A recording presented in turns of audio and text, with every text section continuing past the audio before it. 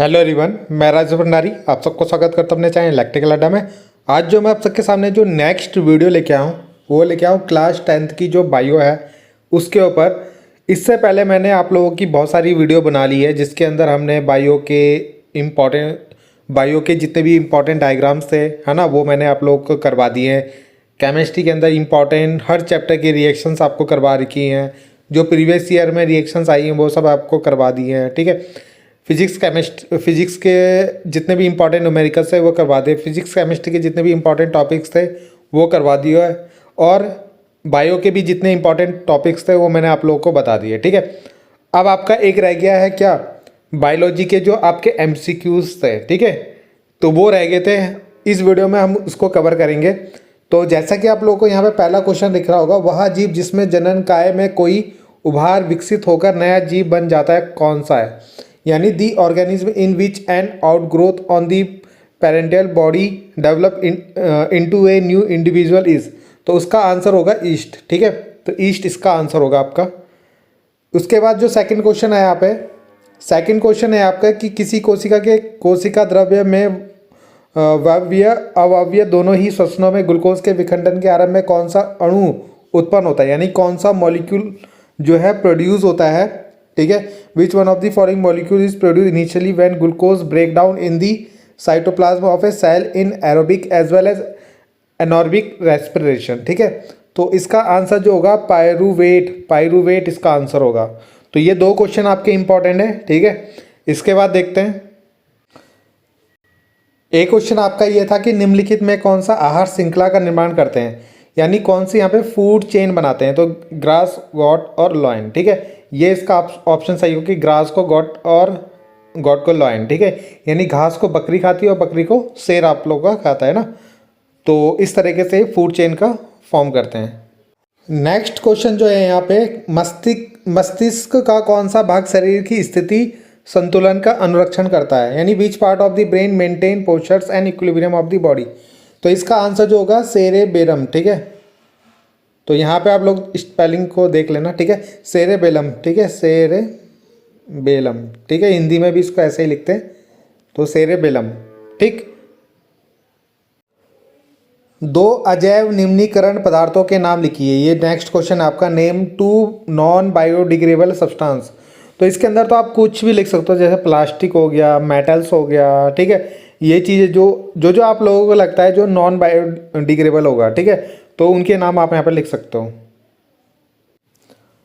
अगला क्वेश्चन है कि अपच का उपचार करने के लिए निम्न में से किस प्रकार की औषधि का निर्माण करते हैं, यानी which types of medicine is use for treatment in digestion. ठीक है, तो ये तो सभी को पता होगा, एंटासिड है ना, तो ये हम यूज़ करते हैं।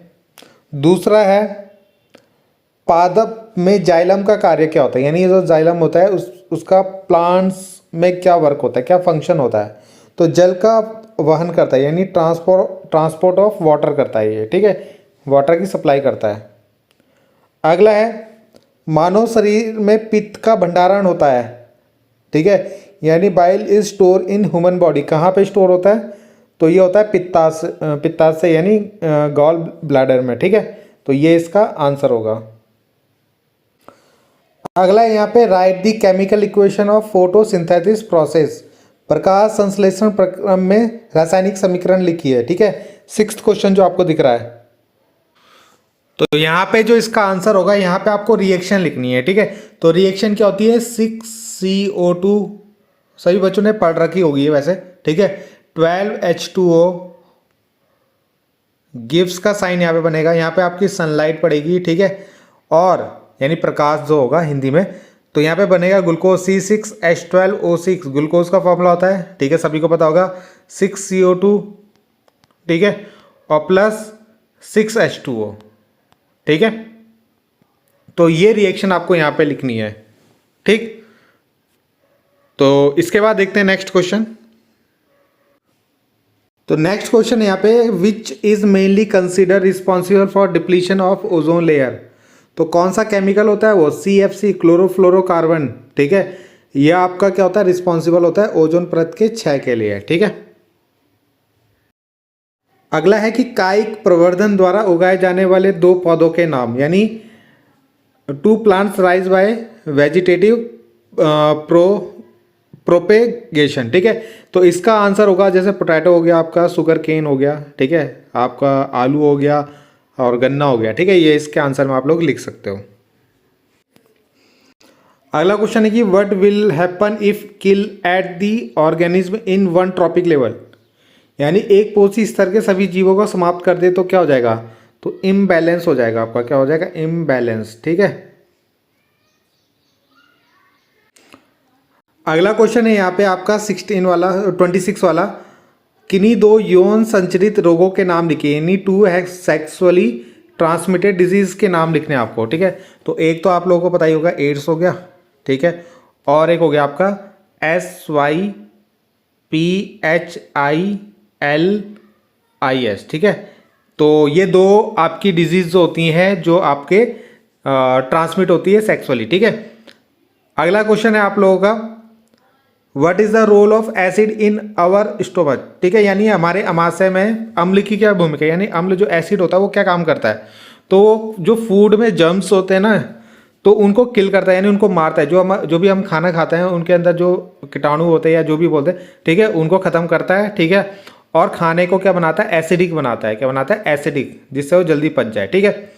अगला है आउटू ग्रंथ से स्रावित हार्मोन का नाम लिखिए, ठीक है, यानी ये जो थायराइड ग्लैंड जो होती है आपकी, वहाँ से जो एक हार्मोन्स निकलता है उसका नाम आपको बताना है, ठीक है।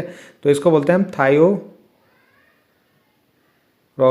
ठीक है, XINE, ठीक है। तो इसको आप लोग याद कर लेना, ठीक है।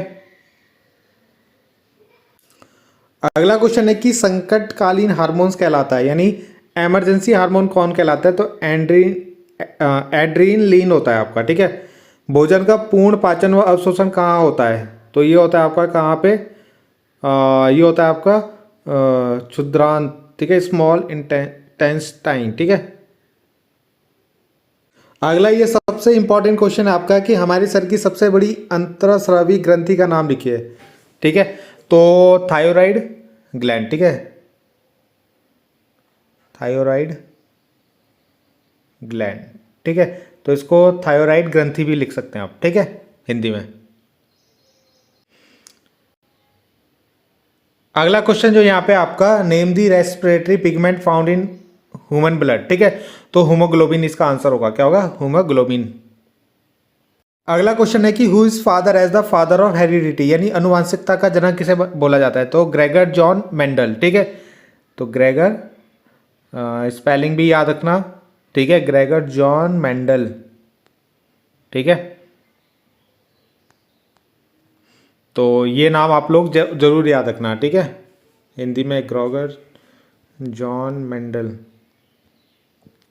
ठीक। डीएनए का फुल फॉर्म क्या होती है, डीऑक्सी राइबोन्यूक्लिक एसिड, ठीक है, ये इसकी फुल फॉर्म होती है। अगला है where the bile is store in the human body, तो लीवर इसका आंसर होगा आपका, ठीक है। यहाँ पे एक क्वेश्चन ना आप लोगों को मैं फिजिक्स का कराना चाह रहा हूँ, ठीक है। ये क्वेश्चन आपका आया था, ये मैग्नेटिक फील्ड की डायरेक्शन, ये इलेक्ट्रॉन की डायरेक्शन, जब इलेक्ट्रॉन की डायरेक्शन यहाँ होगी तो ये बताओ करंट की डायरेक्शन कहाँ होगी, इसके अपोजिट, ठीक है। इधर मैग्नेटिक फील्ड, इधर करंट, तो आप यहाँ पे मेरे को इस क्वेश्चन का आंसर कमेंट करोगे कि यहाँ पे फोर्स की डायरेक्शन किधर होगी, ठीक है, फोर्स की डायरेक्शन किधर होगी, ठीक है, आउटवर्ड होगी या इनवर्ड होगी, ठीक है। यहाँ पे आपके मोबाइल से इनवर्ड होगी या आउटवर्ड होगी, वो आप लोग बताओगे कि अंदर की ओर होगी फोर्स की डायरेक्शन, बल की दिशा, या बाहर की तरफ होगी, ठीक है। अगला आंसर है कि निम्न में से कौन सा पादप हार्मोन है, यानी which of the following is plant hormone, तो साइटोकिनिन साइज का आंसर होगा, ठीक है। एक बार इसको चेक जरूर कर लेना। अगला है कि ब्लड प्रेशर जो होता है उसको कौन सा जो यंत्र होता है, कौन सा यंत्र उसको मेजर करता है, ठीक है। तो मैं इसको आपको स्पेलिंग के साथ लिख देता हूँ क्योंकि बहुत से बच्चों को फिर स्पेलिंग में दिक्कत होता है। SPHY, ठीक है, GMOMANO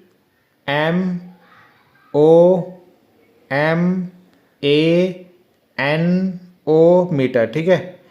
तो इस तरीके से आप इसको याद रखना, ठीक है, स्पेलिंग सहित इसको याद रख लेना। अगला क्वेश्चन है कि मनुष्य के शरीर में उस ग्रंथि का नाम लिखिए जो हार्मोन्स और एंजाइम दोनों को स्रावित करती है। बहुत इंपॉर्टेंट क्वेश्चन है ये आपका, ठीक है। तो इसका नाम होगा आपका पैनक्रियास, ठीक है, PANCREAS, ठीक है, इसको याद रख लेना आप लोग। अगला क्वेश्चन है कि पायरोरूट के विखंडन से कार्बन डाइऑक्साइड जल और ऊर्जा दोनों देता है, या क्रिया कहाँ होती है आपकी, तो ये माइटोकॉन्ड्रिया में होती है, ठीक है। इस क्वेश्चन का आंसर आप लोग याद कर लेना। बाकी ये क्वेश्चन जो है, इस क्वेश्चन का आंसर आप लोग खुद देख लेना, ठीक है। तो इतने ही क्वेश्चन थे आपके बायो के में, जो भी आपके मतलब एक एक नंबर के क्वेश्चंस थे, है ना, एमसीक्यू बोलो या एक एक नंबर के जो क्वेश्चन पूछे जाते हैं आपसे एग्जाम में, ठीक है। तो इतने क्वेश्चन अगर आप लोगों ने कर लिए ना, जितने मैंने अभी तक आप लोग को बताए हैं, ठीक है, तो आप लोग अच्छे से अच्छे नंबर गेन कर सकते हो, ठीक है। एक बच्चे कमेंट आ रहा था, सर इतना पढ़ने पे हमारे कितने नंबर आ जाएंगे, ठीक है। तो अगर आप लोगों ने इतने अच्छे से पढ़ लिया तो आप लोग जरूर 90 या 90 के क्रॉस, जो 90 क्रॉस तक यानी लगभग 90 तक तो इसमें बना सकते हो, अगर आप लोगों ने इतनी चीज़ें कर ली, ठीक है। तो आप लोग इसको अच्छे से पढ़ लेना, ठीक है। जब आप लोग ये चीज़ें पढ़ लो तब जाके आप लोग और चीज़ें भी आप लोग पढ़ सकते हो, ठीक है। इसके अलावा भी बहुत सी चीज़ें हैं जो आपके अभी कवर नहीं हुए हैं, तो वो लोग आप लोग फिर इनके अलावा जब ये आप अगर आप लोग को आ जाता है तो इसके बाद उन चीज़ों को कवर करो, ठीक है। तो बाकी मिलते हैं नेक्स्ट वीडियो में। Thank you.